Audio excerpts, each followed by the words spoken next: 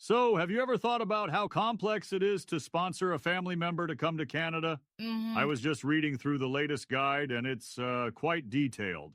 Oh, really? What's so intricate about it? Well, as a sponsor, you have all these obligations, like you Yeah, have to promise to support the basic needs of your spouse or family member. right, makes sense.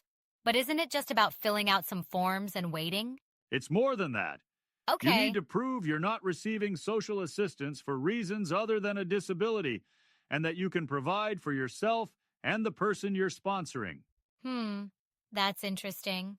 But what about the eligibility? Can anyone just sponsor their spouse or partner? Well, you have to be at least 18 years old and either a Canadian citizen, a person registered in Canada as an Indian under the Canadian Indian Act, or a permanent resident living in Canada. Got it. Wait, so if you're a Canadian citizen living abroad, can you still sponsor someone? Yes, but you have to show that you plan to live in Canada when your sponsored relative becomes a permanent resident. I see. But what about people who are permanent residents living outside Canada? Can they sponsor someone? No, they can't sponsor from outside Canada if they're permanent residents. They need to be physically present in Canada to sponsor someone. Interesting. And what about who you can sponsor? Is it just spouses and children?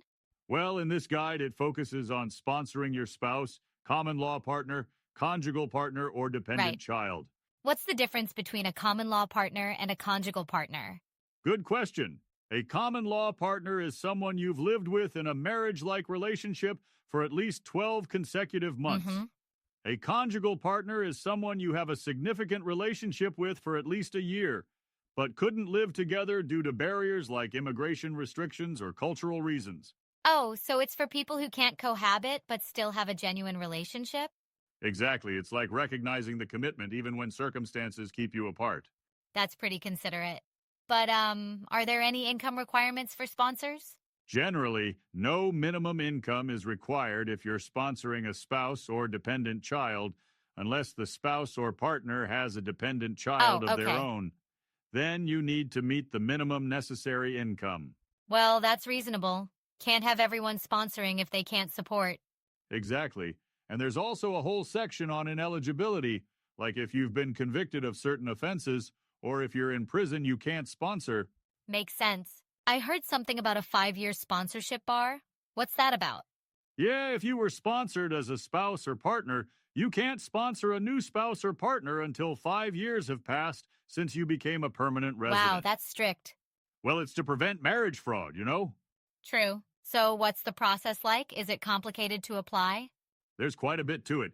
You need to get the application package, gather documents, fill out forms, pay fees, and check everything carefully before submitting.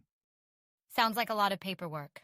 It is, but they provide detailed instructions. Right. And it's important to avoid common mistakes like missing signatures or incomplete forms, which can delay the process. Yeah, attention to detail is key.